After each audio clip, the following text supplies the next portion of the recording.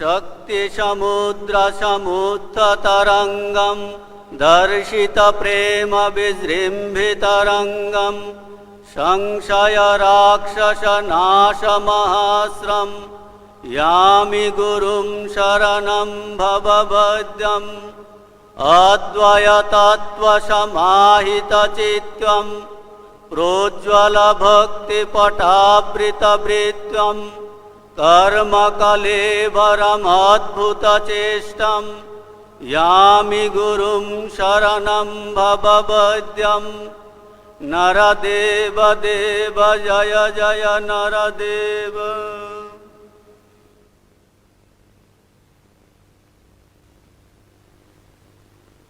आज अतीब शुभ दिन, महापवित्र आनंदेर दिन, भगवान श्री रामकृष्णदेवेर पुण्य आविर्भाव तिथि। এই পুণ্য প্রভাতে ঠাকুরের প্রামাণ্য জীবনীমূলক গ্রন্থ শ্রী শ্রী রামকৃষ্ণ লীলা প্রসঙ্গ থেকে সুনির্বাচিত কিছু অংশ পাঠ ও আলোচনা করার শুভ প্রয়াস করব। অবতার পুরুষের এই জীবন বোঝা খুব কঠিন, কারণ ভগবান গীতাতে বলেছেন জন্ম কর্ম চমে দিব্যম, অর্থাৎ তার জন্ম এবং কর্ম উভয়ই দিব্য, লৌকিক নয়। সাধারণ মানুষ যেমন তার কর্মপ্রেরিত হয়ে কিছু কর্মফল ভোগ করার জন্য জন্মগ্রহণ করেন, কিন্তু অবতার পুরুষ ভগবান যখন এই মানব শরীর ধারণ করেন, তিনি স্বেচ্ছায় কিন্তু এই মানব শরীর ধারণ করেন। কাজেই তার সমস্ত তার জন্ম এবং কর্ম দুটোই কিন্তু অলৌকিক। সুতরাং আমাদের লৌকিক দৃষ্টি থেকে তা আমাদের বুঝতে অসুবিধা হয়, কিন্তু আমরা তাকে বুঝতে পারি বা না পারি, যদি শ্রদ্ধার সঙ্গে তার জীবন আলোচনা করি, তার কথা ভাবি, তাহলে ধীরে ধীরে আমাদের অন্তর স্বচ্ছ হবে, পবিত্র হবে। তখন সেখানে তার আসন প্রতিষ্ঠিত হবে, আমাদের জীবন কৃতার্থ হবে। বর্তমান গ্রন্থ সম্বন্ধে দুই একটি কথা। লীলা প্রসঙ্গ হল ঠাকুরের জীবনের ব্যাখ্যামূলক গ্রন্থ। শারদানন্দজি ঠাকুরের জীবনের শুধু কিছু ঘটনাবলী বা কার্যকলাপ লিপিবদ্ধ করেননি, ভূমিকাতে তিনি লিখেছেন যে মনের ভাবের দ্বারা পরিচালিত হইয়া যে উদ্দেশ্যে তিনি ওই সকল কার্যের অনুষ্ঠান করিয়াছিলেন, তাহারও যথাযথ আলোচনা করিয়াছি।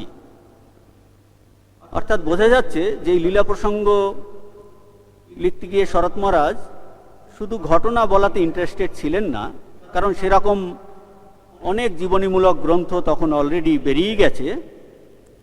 কাজেই ঠাকুরের এটা হলো ইন্টারপ্রিটেটিভ, শাস্ত্র দিয়ে ব্যাখ্যা, বিভিন্নভাবে ঠাকুরের এই জীবনকে তিনি ব্যাখ্যা করার চেষ্টা করেছেন। আর যত ভুল ভ্রান্তি ছিল ঠাকুরের জীবন সম্পর্কে, যে ভুল ধারণা মানুষের, সেসব তিনি এখানে সংশোধন করার চেষ্টা করেছেন। স্বামীজি একটি চিঠিতে লিখেছেন, শাস্ত্রে যেসব জ্ঞান মতবাদ রূপে রয়েছে, শ্রী রামকৃষ্ণ তার মূর্ত বিগ্রহ। ঋষি ও অবতারেরা যা বাস্তবিক শিক্ষা দিতে চেয়েছিলেন, তিনি নিজের জীবনের দ্বারা তা দেখিয়ে গেছেন।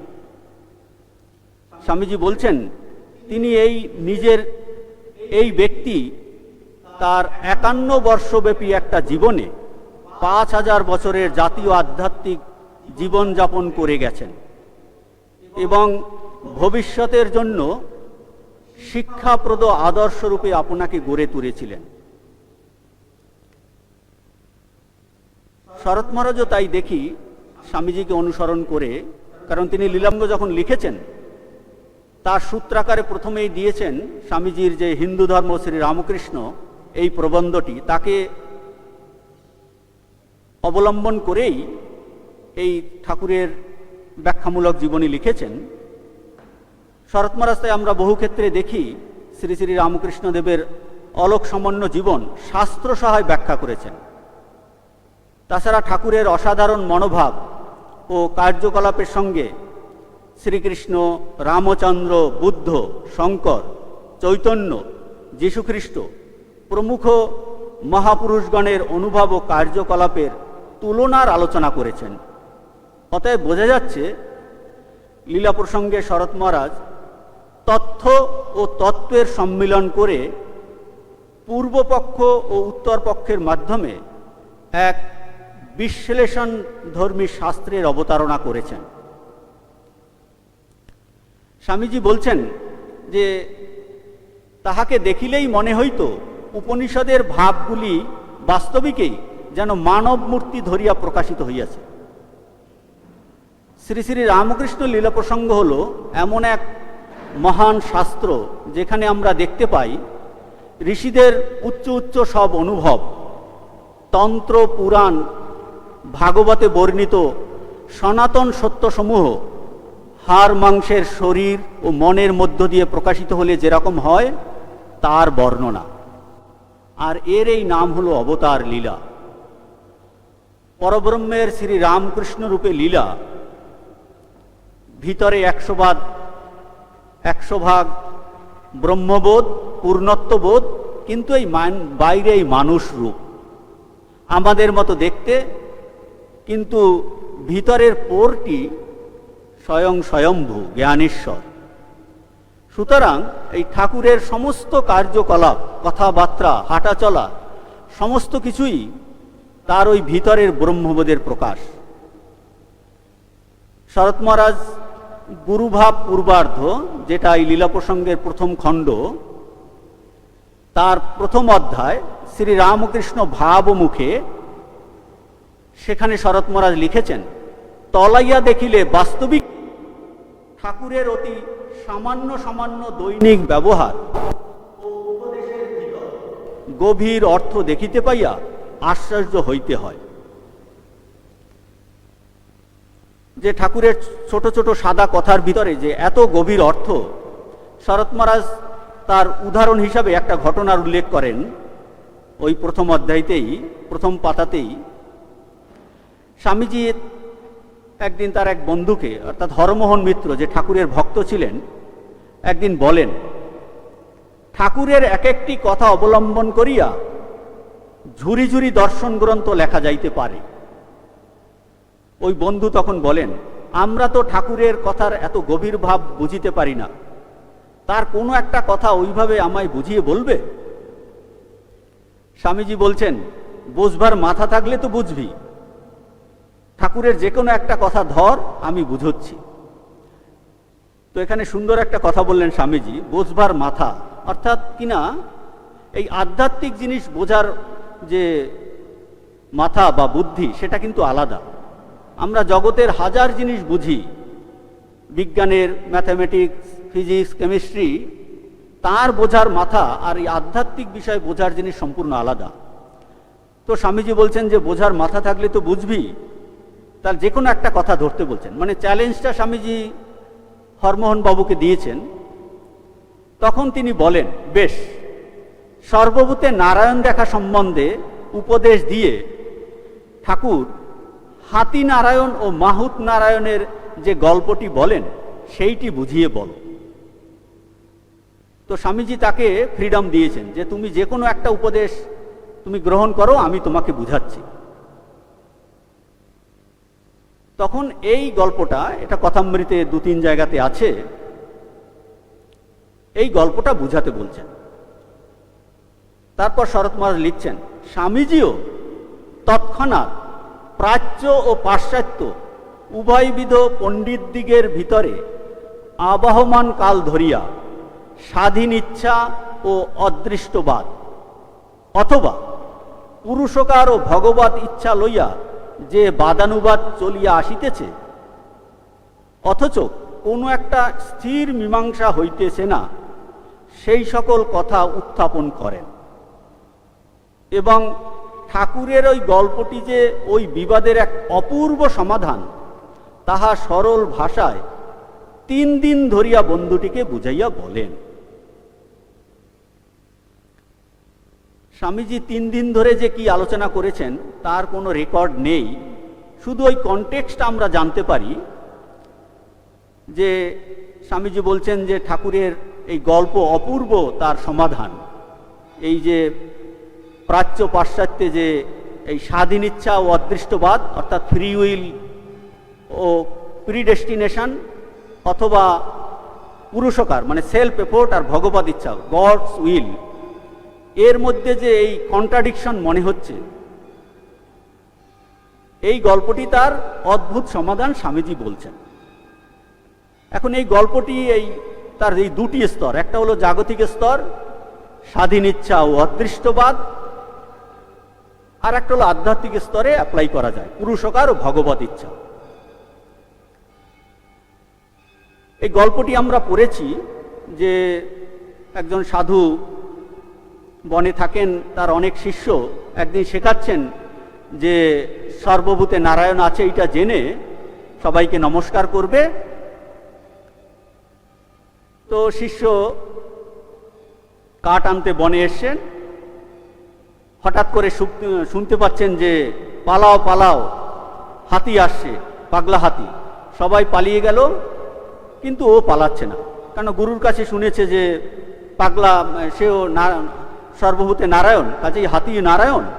সে তাকে দাঁড়িয়ে স্তবস্তুতি করছে, মাহুত তাকে পালিয়ে যেতে বলছে, কিন্তু সে শোনেনি। তখন হাতি তাকে সুর দিয়ে দূরে ফেলে দিল, সে ক্ষতবিক্ষত হয়েছে।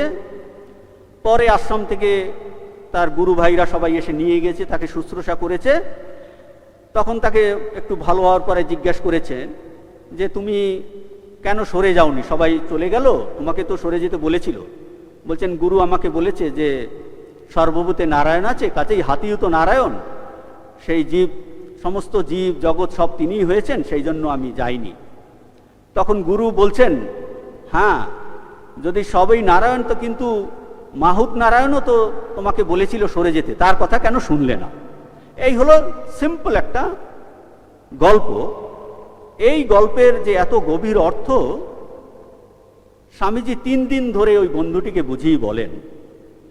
আমরা তার আধ্যাত্মিক স্তরে একটু আলোকপাত করার চেষ্টা করতে পারি যে এই গল্পের মাধ্যমে বোঝা যাচ্ছে যে পুরুষকার আর ভগবত ইচ্ছার মধ্যে কোনো বিরোধ বা কন্ট্রাডিকশন নেই। গল্পের যে প্রথম স্তর যে হাতি নারায়ণ, শুধু হাতি নারায়ণ বললে হবে না, হাতি নারায়ণ উপলব্ধি করতে হবে, সর্বভূতে নারায়ণ উপলব্ধি করতে হবে। মানে শুধু আমি মনে মনে ভেবে নিলাম বা ইন্টেলেকচুয়ালি আমার কনভিকশন বৌদ্ধিক স্তরে, বলছে তাতে না, সেটা অপরোক্ষ অনুভব হতে হবে। দ্বিতীয় পয়েন্ট হলো যে হাতি নারায়ণ উপলব্ধি করতে গেলে, সর্বভূতে নারায়ণ উপলব্ধি করতে গেলে এই মাহুত নারায়ণের কথা শুনতে হবে। অর্থাৎ কিনা চরম সত্য যে সর্বভূতে নারায়ণ, সেটা উপলব্ধির আগে কোনো নিয়ম নিষ্ঠা ডিসিপ্লিনের মধ্য দিয়ে আমাদের যেতে হবে কিনা, সাধন ভজনের প্রয়োজন আছে কিনা, অর্থাৎ কিনা এই যে ব্যবহারিক সত্য তা মানতে হবে কিনা, পালন করতে হবে কিনা। অবশ্যই মানে অনুভবের জন্য যে তীব্র সাধন ভজনের মধ্য দিয়ে আমাদের যেতে হবে, কামকাঞ্চন ত্যাগ, কায়িক বাচিক মানসিক স্তরে বিবিধ সংযম ত্যাগ তপস্যার মধ্য দিয়ে জীবনকে পরিচালিত না করলে ওই স্তরে কিন্তু আমরা পৌঁছতে পারবো না। আর এই যে বিভিন্ন চেষ্টা, নিয়ম কানুন পালন, ডিসিপ্লিন, বলছেন বিভিন্ন সাধকের অবস্থা সাপেক্ষিকগুলো সব আপেক্ষিক সত্য, রিলেটিভ ট্রুথ। পুরুষকার অ্যাপ্লাই করে এই সাধন ভজন না করলে আলটিমেট চরম সত্য কিন্তু আমরা উপলব্ধি করতে পারবো না। এটা হলো সেকেন্ড পয়েন্ট। থার্ড পয়েন্ট হলো এই গল্পের আরো সূক্ষ্ম স্তর হলো ঠাকুর মাহুত না বলে মাহুত নারায়ণ বলেছেন। অর্থাৎ এই ব্যবহারিক সত্যকে ওই চরম সত্য থেকেই পেতে হবে, সেখান থেকেই আহরণ করতে হবে। পরম সত্য কি? পরম সত্য হলো সর্বভূতে নারায়ণ, তারই প্রতিফলন হলো এই মাহুত, তাই মাহুত নারায়ণ। শুধু মাহুত বললে সেটা একটা ব্যবহারিক দিক হয়ে যেত, যেন পরম সত্য থেকে সেটা আলাদা হয়ে যেত, কাট অফ হয়ে যেত, কাট অফ হয়ে যাচ্ছে এই ভাবটা আসছে। তাই বলছেন মাহুত নারায়ণ। অর্থাৎ আমাদের এই যে প্র্যাকটিক্যাল লাইফ, ব্যবহারিক জীবনকে ওই আদর্শ থেকে আলাদা করে নিলে কখনো আমরা আধ্যাত্মিক উন্নতিতে পৌঁছতে পারবো না। আধ্যাত্মিক পরম সত্যকে উপলব্ধি করতে গেলে আমাদের এই ব্যবহারিক সত্যকে মেনে চলতে হবে, তাকে ধরেই করতে হবে। তা না হলে কি হবে, আমাদের কর্মক্ষেত্রে আমরা যে কাজকর্ম দৈনন্দিন জীবনে করছি সেটা খুব আমাদের ধারণা হবে আমি ভগবান লাভ করব জীবনের শেষে, এখন 11-13 ভাবে জীবনটাকে কাটিয়ে দিই। বলছে না, এই মুহূর্তে আমরা যে কাজ করছি, যে যেখানে আছি তা কিন্তু ওই পরম সত্যেরই রিফ্লেকশন। তো বলছেন কর্মক্ষেত্রে ওই ভগবত বুদ্ধিতে করা, বলছেন সেও কিন্তু মাহুত নারায়ণ।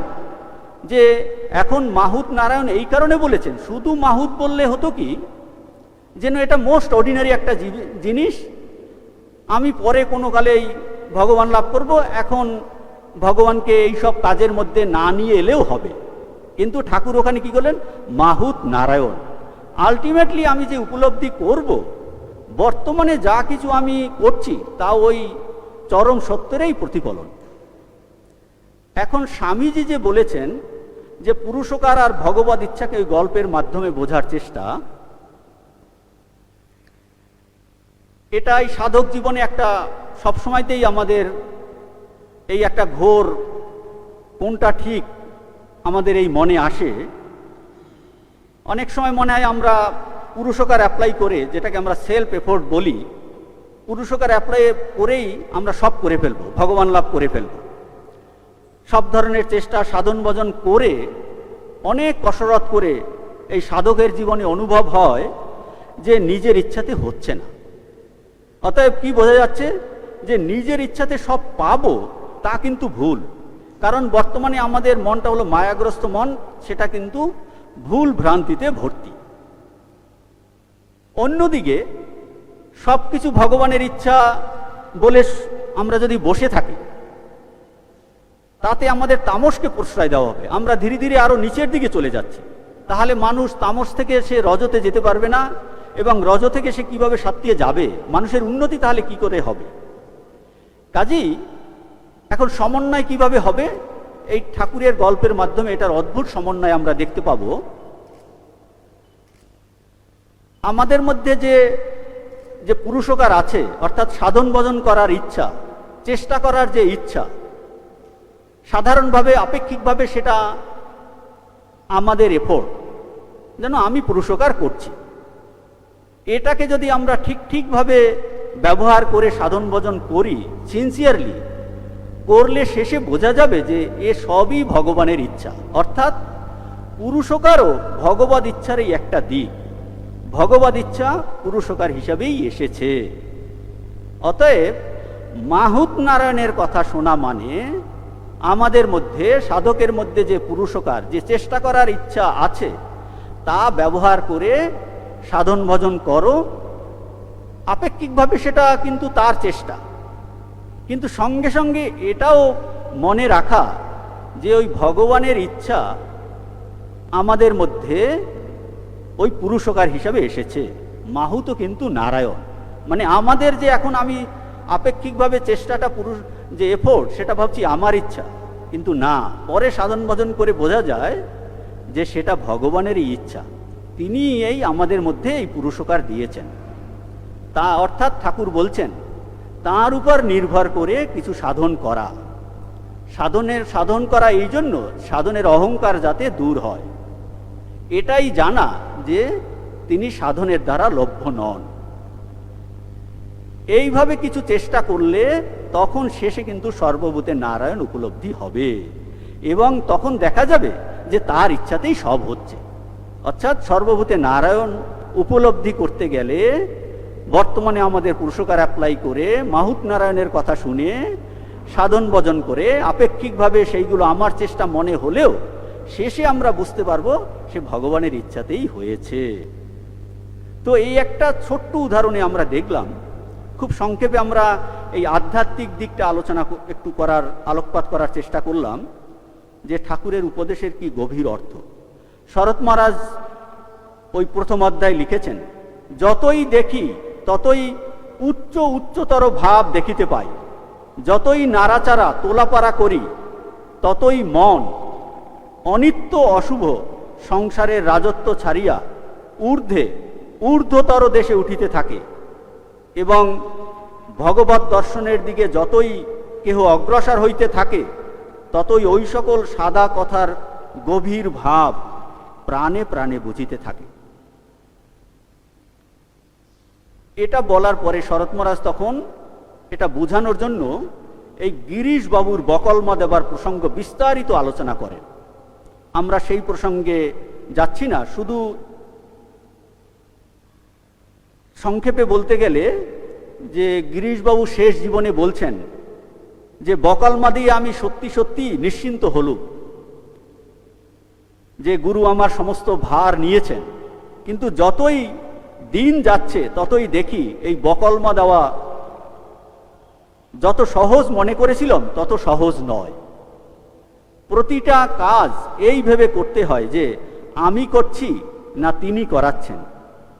এই গভীর তাৎপর্য গিরিশবাবু কিন্তু তার মনে প্রথমে ওঠেনি। যত দিন যাচ্ছে, যত লক্ষ্যের দিকে তিনি এগিয়ে গেছেন, তত তিনি ধীরে ধীরে বুঝতে পেরেছেন যে বকলমা দেওয়ার তাৎপর্য কত গভীর। কাজেই এই যে শরৎ মহারাজ লিখছেন যে যতই ভগবানের দিকে এগোতে থাকে ঠাকুরের ওই সাদা কথার ভিতর আরও সে গভীর অর্থ দেখতে পায়, যেমন গিরিশবাবু দেখেছেন। তো শরৎ মহারাজ হলেন যে ঠাকুরের সাক্ষাৎ ত্যাগী পার্ষদ, সমাধিমান পুরুষ, দিনরাত ঠাকুরের সঙ্গ করেছেন। তিনি এই নাড়াচাড়া তোলাপাড়া করে, অর্থাৎ কিনা বিশ্লেষণাত্মক দৃষ্টিভঙ্গিতে ভগবানের এই মানবলীলা ব্যাখ্যা করছেন। উদ্দেশ্য কি? উদ্দেশ্য হলো পৃথিবীর সমস্ত ধর্ম সম্প্রদায়ের সব মতের সাধক মুমুক্ষু যাতে আধ্যাত্মিক পথে দিক দর্শন পায়, ঈশ্বর লাভ করতে পারে, ব্রহ্মজ্ঞান লাভ করতে পারে, মোক্ষ পেতে পারে। ভগবান এবার এসেছেন এই ঈশ্বর তত্ত্বকে অবহিত করার জন্যই তার আশা। আমাদের উদ্দেশ্য হলো সেই ঈশ্বরকে জানা, উপলব্ধি করা। আর শরৎ মহারাজ ওই উদ্দেশ্যেই এই লীলা প্রসঙ্গ লিখেছেন। বর্তমান অবতারের একটা গুরুত্বপূর্ণ দিক হলো তার এই সাধক ভাব। মানুষের এই আধ্যাত্মিক ক্ষুধা মেটানোর আগে, ভক্তদের সঙ্গে কথা বলার আগে কি অভূতপূর্ব অমানুষিক ত্যাগ তপস্যা ও সাধনের মধ্য দিয়ে তিনি এসেছেন। কি অসীম গভীরতা ও বিস্তার ছিল সেই মনের। ঠাকুরের এই মূল মন্ত্র ছিল এই, প্রথমে চরিত্র গঠন করো, প্রথমে আধ্যাত্মিক ভাব ধর্মধন উপার্জন করো, ফল আপনি আসিবে। পরব্রহ্মের এই শ্রী রামকৃষ্ণদেব মানবলীলার অন্যতম বৈশিষ্ট্য তার এই সাধক ভাব। যেমন ঠাকুর বলছেন, প্রথমে চরিত্র গঠন করো, আধ্যাত্মিক ভাব ধর্মধন উপার্জন করো।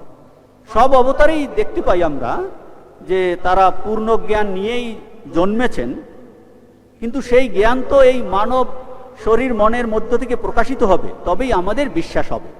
তা নাহলে ব্রহ্মবস্তু ভগবান এখনো আছেন, তাতে আমাদের কিছু আসে যায় না।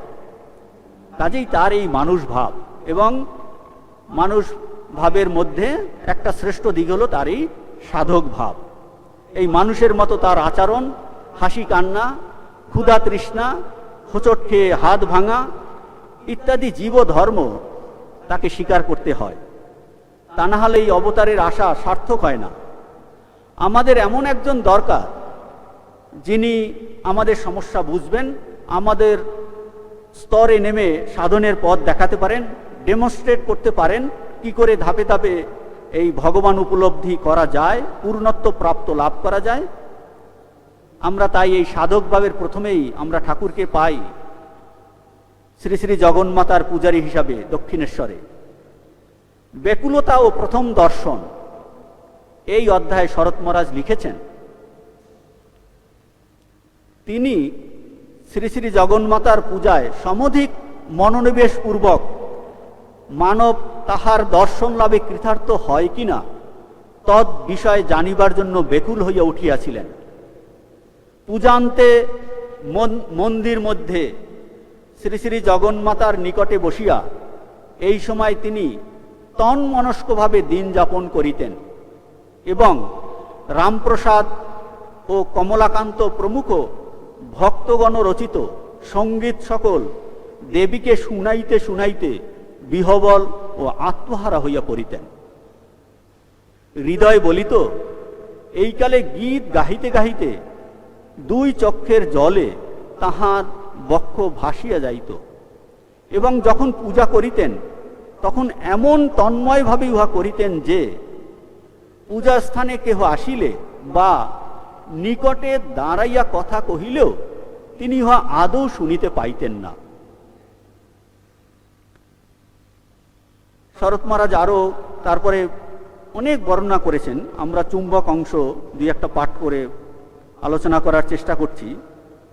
লিখছেন শরৎ মহারাজ, তখন ঠাকুর বৃথা বাক্যালাপ করিয়া তিনি এখন তিলমাত্র সময় অপব্যয় করিতেন না এবং রাত্রে মন্দির দ্বার রুদ্ধ হইলে লোকসঙ্গ পরিত্যাগ পূর্বক পঞ্চবটির পার্শ্বস্থ জঙ্গল মধ্যে প্রবিষ্ট হইয়া ধ্যানে কালযাপন করিতেন। ব্যাকুল হৃদয় বলিতেন, মা, তুই রামপ্রসাদকে দেখা দিয়েছিস, আমায় কেন দেখা দিবি না? আমি ধন জন ভোগ সুখ কিছুই চাহি না, আমায় দেখা দে। ঠাকুরের এই সাধক ভাব এর মধ্য থেকে আমরা যে পৃথিবীর সমস্ত আধ্যাত্মিক যারা পিপাসু মুমুক্ষু তারা আমরা অনেক আলোক পাই যে সাধক জীবনে কি উপনিষদে আছে যে অন্যা বাচা বিমুঞ্চথ তমে বৈক জানত আত্মানম অন্যা বাচা বিমুঞ্চথ ত্যাগে নৈকে অমৃতত্ব মানসু। ঠাকুরও কিন্তু এই দেখা যাচ্ছে যে তার জীবন থেকে আমরা এই আলোক পাচ্ছি। সত্যিকারের ভগবান লাভ আত্মজ্ঞান লাভ করতে হলে যে অন্য সমস্ত এই বৃথা বাক্যলাভ পরিত্যাগ পূর্বক তিনি সেই পঞ্চবতীতে চলে গিয়ে ধ্যান সেখানে কালযাপন করতেন। বলছেন যে আমি ধন জন চাই না, ত্যাগে নৈক অমৃতত্ব মানসু। অমৃতত্ব লাভ করতে হলে যে এই যে ক্ষুদ্র অল্প জিনিসকে যে পরিত্যাগ করতে হবে, ছান্দোগ্য উপনিষদে ঋষি বলছেন ভূমৈব সুখম নাল্পে সুখম অস্মি ভূমা এব বিজিজ্ঞাসিতব্য, যে ভূমাকেই পেতে হবে, তাকেই জিজ্ঞেস করতে হবে এবং তাকে লাভ করার জন্য যে এই ক্ষুদ্র আনন্দ অল্প অল্প বস্তুকে কিন্তু না ছাড়লে তুমি সেই ভূমানন্দ পাবে না। শরৎ মহারাজ লীলা প্রসঙ্গে বিভিন্ন জায়গায় বলেছেন যে অবতার পুরুষ হলো যে প্রোটোটাইপ, তার জীবনের মাধ্যমে আমরা এই যে তিনি সাধক জীবনের মডেল, যে কি করে আধ্যাত্মিক অনুভবের জন্য কি দরকার। ঠাকুরের জীবনে তার জীবনের এই মনের বিশেষত্বই প্রথম থেকে আমরা দেখতে পাচ্ছি যে তিনি চেয়েছেন সত্যকে পরীক্ষা করে নিতে। তার এই পরীক্ষা করার প্রবণতা কিন্তু এই ছোটবেলা থেকেই সবকিছুর মূল অনুসন্ধানেই তার দৃষ্টি। তিনি লৌকিক বিদ্যা শিখতে চাননি, কারণ তার দ্বারা কিন্তু এই ভগবান লাভ হয় না। তিনি এই ধন জন ভোগ সুখ চান না, কারণ তার দ্বারা ভগবান লাভ হয় না। বৃথা বাক্যলাপে তার আগ্রহ নাই। বাহ্য পূজাতে সন্তুষ্ট থাকতে পারেননি, সেখানেও কিন্তু তার এই একই ভাব মনকে অধিকার করলো যে এই মূর্তির মধ্যে মা জগদম্বা বলে যাকে আমি পুজো করছি এর মধ্যে সত্যিই কোনো বস্তু আছে কিনা। প্রতিদিন তিনি তাই কাঁদিয়া বলিতেন, মা, সত্যই কি তুমি আছো, না এসব কবি কল্পনা মাত্র? কবিরা ও ভ্রান্ত জনগণেই কি এই আনন্দময়ী জননীর জল্পনা করিয়াছেন, অথবা সত্যই কিছু আছে? দিনের পর যতদিন যাইতে লাগিল ঠাকুরের মনে অনুরাগ ব্যাকুলতাও তত বৃদ্ধি পাইতে লাগিল। এই ব্যাকুলতার কথা পরবর্তীকালে ত্যাগী শিষ্যদের বলতেন। কখন সূর্য উদিত হইল, কখন বা অস্ত গেল, তাহা আমি জানিতে পারিতাম না। কখনো বা বলতেন সন্ধ্যা সমাগমে যখন চারিদিকে শঙ্খ ঘণ্টার ধ্বনি হইতে থাকিত, তখন মনে পড়িত দিবা অবসান হইল, আর একটা দিন বৃথা চলিয়ে গেল, মার দেখা পাইলাম না। এই অন্তঃকরণের প্রবল যন্ত্রণায় তিনি কখনো কখনো মাটিতে মুখ ঘষতে ঘষতে কাঁদতেন। ঠাকুরের যে প্রথম মায়ের দর্শন, তা কিন্তু এই ব্যাকুলতার দ্বারাই তার এই মায়ের প্রথম তিনি জীবন পণ পর্যন্ত করতে চেয়েছেন, এবং তখন এই লীলা প্রসঙ্গের বর্ণনাতে আমরা দেখতে পাই যে মায়ের দর্শন হয়। তিনি যেন এই ব্যাকুলতারূপ দড়ি দ্বারাই মাকে ধরে টেনে হিঁচড়ে নিজের কাছে নিয়ে এসেছেন। এর মাধ্যমে এই সাধকের আমাদের মুমুক্ষুদের শেখাচ্ছেন যে কিভাবে ভগবানকে ডাকতে হয়। পরে তিনি শিষ্যদের বলছেন ভগবানের কাছে প্রার্থনা কি করে করতে হয়। নিজে সেই দক্ষিণেশ্বরের মেঝেতে গড়াগড়ি দিয়ে বলতেন, দেখ মায়ের জন্য কি করে প্রার্থনা করতে হয়। আর ঠাকুরের যে প্রথম আমরা মায়ের দর্শনের যে বর্ণনা পাচ্ছি, সেখানে আমরা দেখতে পাই তা কিন্তু এই মা কালীর জীব বের করে আছে এরকম কোনো বর্ণনা আমরা পাচ্ছি না। তিনি এক চেতন জ্যোতি সমুদ্র দেখেন এবং শেষে বাহ্য জ্ঞান সংজ্ঞাশূন্য হয়ে পড়েন, অর্থাৎ তার এই যে আমির সম্পূর্ণ বিলোপ হয়। তিনি এই মাকে জগদম্বা জগন্মাতাকে তিনি ব্যাপক অর্থেই নেন, যিনি এই জগতের সৃষ্টি স্থিতি প্রলয়কারিণী শক্তি, শাস্ত্রে আমরা যাকে ব্রহ্ম বলি, তিনি এই মাকে সেই ব্যাপক অর্থেই নিয়েছিলেন। ঠাকুরের এই যে প্রথম অনুভব, এর কিন্তু যুগান্তরকারী প্রভাব আধ্যাত্মিক জগতে।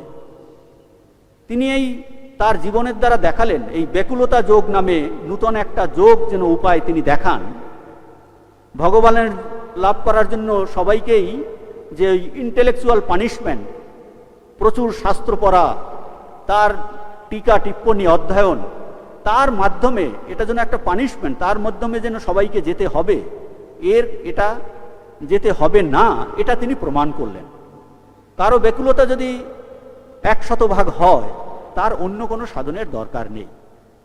তখন ঠাকুরের কোনো গুরু ছিল না, কোনো শাস্ত্র ছিল না, শুধু একমাত্র ব্যাকুলতার মাধ্যমেই তেন বরণেনা। উপনিষদ বলছেন যমে বৈশা বৃণুতে তেন লভ্য তেন বরণেনা। শঙ্করাচার্য বলছেন তেন বরণেনা, অর্থাৎ তেন বেকুলেনা। ওই একমাত্র বেকুলতা, যে ভগবান লাভের বেকুলতার দ্বারাই এই ঈশ্বর দর্শন হতে পারেন, ঠাকুরের জীবন তার প্রমাণ। আমাদের যত কিছু জপ ধ্যান করা ওই বেকুলতা বাড়ানোর জন্য। আর কি করলেন ঠাকুর? এই ধর্মকে, আধ্যাত্মিকতাকে অতি সহজ করেছেন, যে একজন সাধারণ মানুষ, সে হিন্দু বা মুসলমান বা খ্রিস্টান, যে কেউ, তার প্রতি ঠাকুরের উপদেশ কি? যে তুমি মন মুখ এক করে ভাবের ঘরে চুরি না করে সোজা ভগবানকে বলো আমি তোমাকে চাই, ব্যাস, তাকে তুমি পাবে। ঠাকুর বলছেন হবেই হবে, মায়েরই বলছি, বাপান্ত দিব্যি বলছি। এই ঠাকুর যেন তার নিজেই বলছেন তার প্রমাণস্বরূপ। আর কি করেছেন? ঠাকুর এই ধর্মে বিশ্বাস ফিরিয়ে এনেছেন। তিনি বলতে চাইছেন, হ্যাঁ আমি দেখেছি ধর্ম সত্য অনুভব করা যায়। এটা যে মানুষের যে এই ভগবান সত্য কিনা, জীবনে এটা লাভ করা যায় কিনা, ঠাকুর নিজের জীবন দ্বারা এটা প্রমাণ করেন। ঠাকুর তার এই প্রথম অনুভবকে আবার বিবিধ শাস্ত্র অনুসরণ করে পুনঃ ওই এক সত্যকেই আবিষ্কার করেন। তিনি বলছেন তোতা ও ভৈরবী নূতন কিছু শেখায়নি, মা যা দেখিয়েছেন তা তোতা ও ভৈরবী আবার নিয়ম করে বলেছেন। সাধক ভাবের শেষ কথা শীর্ষক অধ্যায়ে শরৎ মহারাজ ঠাকুরের দীর্ঘ দ্বাদশ বর্ষব্যাপী সাধন ও তার অসাধারণ অনুভবের সংক্ষেপে বর্ণনা করেছেন। তিনি লিখেছেন, ঠাকুর দেখলেন শ্রী শ্রী জগদম্বা তাহার প্রাণের ব্যাকুলতা দেখিয়া তাহাকে সর্বাগ্রে দর্শনদানে কৃতার্থ করিয়াছেন। পরে নানা অদ্ভুত গুণসম্পন্ন ব্যক্তি সকলের সহিত তাহাকে পরিচিত করাইয়া বিবিধ শাস্ত্রীয় পথে অগ্রসর করিয়া ওই দর্শন মিলাইয়া লইবার অবসর দিয়াছেন। প্রথমে জগদম্বার দর্শন প্রথম পয়েন্ট বললেন, দ্বিতীয় বলছেন যে ওই যে দর্শন হয়েছে সেইগুলো মিলিয়ে পাওয়ার জন্য অদ্ভুত গুণসম্পন্ন এই ভৈরবী, রামায়িত সাধু, তোতা, তার কথা শরৎ মহারাজ এখানটায় বলছেন। তারপরে লিখছেন, দেখিলেন 64খানা তন্ত্রের সকল সাধন একে একে সম্পন্ন হইয়াছে। বৈষ্ণব তন্ত্রোক্ত পঞ্চভাবাশ্রিত যত প্রকার সাধন পথ ভারতে প্রবর্তিত আছে সে সকল যথাবিধি অনুষ্ঠিত হইয়াছে। সনাতন বৈদিক মার্গানুসারী হইয়া সন্ন্যাস গ্রহণপূর্বক শ্রী শ্রী জগদম্বার নির্গুণ নিরাকার রূপের দর্শন হইয়াছে এবং শ্রী শ্রী জগন্মাতার অচিন্ত লীলায় ভারতের বাহিরে উদ্ভূত ইসলাম মতের সাধনায় প্রবর্তিত হইয়াও যথাযথ ফল হস্তগত হইয়াছে। অতঃপর শ্রী শ্রী জগদম্বার নিয়োগে তাহার প্রাণে এক অদ্ভুত বাসনার উদয় হয় এবং কিছুমাত্র দ্বিধা না করিয়া তিনি এখন উহা কার্যে পরিণত করিলেন। শ্রী শ্রী মাতা ঠাকুরানীকে সাক্ষাৎ দেবী জ্ঞানে পূজা করিলেন, যাকে আমরা ষোড়শী পূজা বলে জানি। এই ষোড়শী পূজা শেষ করেই ঠাকুরের সাধন যজ্ঞ সম্পূর্ণ হয়। শরৎ মহারাজ বলছেন এটা যেন তার পূর্ণাহুতি। এবং তার এই কালের 1 বৎসর পরে কিন্তু ঠাকুরের মন আবার অন্য এক সাধন পথে শ্রী শ্রী জগদম্বাকে দর্শন করিবার জন্য উন্মুখ হইয়াছিল। তিনি তখন বাইবেল শ্রবণপূর্বক শ্রী শ্রী ঈশার পবিত্র জীবনের এবং সম্প্রদায় প্রবর্তনের কথা জানিতে পারিয়াছেন। ওই বাসনা মনে ঈষণমাত্র উদয় হইতে না হইতে শ্রী শ্রী জগদম্বা উহা অদ্ভুত উপায় পূর্ণ করিয়া তাহাকে কৃতার্থ করিয়াছিলেন। শ্রী শ্রী ঈশার দর্শন লাভ করিয়া ঠাকুর তাহার অবতারত্ব সম্বন্ধে নিঃসন্দিগ্ধ হইয়াছিলেন। তো আমরা এখানে শরৎ মহারাজের এই সাধক ভাবের শেষ কথাতে এই অংশে দেখতে পাচ্ছি ঠাকুরের সাধনের পুরো সারাংশ এখানে শরৎ মহারাজ বলেছেন। আমাদের মনে প্রশ্ন আসতে পারে যে ঠাকুরের জীবনে এত বিচিত্র রকমের সাধনা, এত বিচিত্র অনুভবের কি দরকার, যে তিনি তো স্বয়ং সম্পূর্ণ জ্ঞানীশ্বর, তার তো এসবের প্রয়োজন নেই। এর উত্তর রূপে বলা যেতে পারে যে যত রকমের সাধনা সম্ভব হয় ঠাকুর তার জীবনে এগুলোকে বাস্তবায়িত করে দেখিয়ে গেলেন, যাতে সকল প্রকারের অধ্যাত্ম পিপাসু সকল সম্প্রদায়ের তার জীবন থেকে তাদের প্রয়োজনীয় পথ নির্দেশ পেতে পারে। তিনি এই ঈশ্বর অনুভূতির যে বিবিধ পথ, সেই পথকে তিনি এই যেন প্রখর সূর্যের আলোকে আলোকিত করেছেন। লীলা প্রসঙ্গের বহু জায়গায় শরৎ মহারাজ দেখিয়েছেন, আলোচনা করেছেন যে বিভিন্ন সাধকেরা তাকে দেখে তাদের পথের পথিক বলে মনে করতেন। শুধু পথিক নন, তাদের ভাবের চরম অবস্থাটি তার মধ্যে প্রকাশিত হচ্ছে দেখে তারা মুগ্ধ হয়েছেন। এটি তার একটা বিশেষ বৈশিষ্ট্য।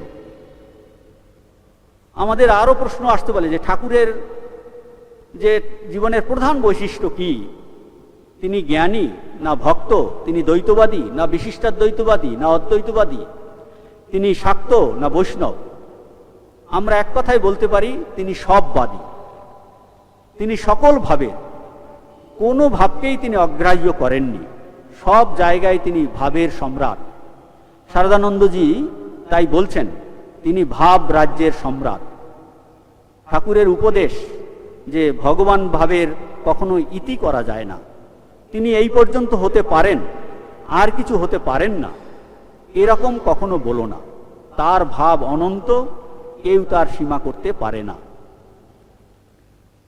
এই সর্বসাধনে সিদ্ধ হয়ে ঠাকুরের কতগুলি অসাধারণ উপলব্ধি শরৎ মহারাজ এই সাধক ভাবের শেষে বলছেন। তার নিজের সম্পর্কে কিছু উপলব্ধি আর আধ্যাত্মিক সত্য সম্পর্কে আমরা একটা দুটোর পাঠ করার চেষ্টা করছি।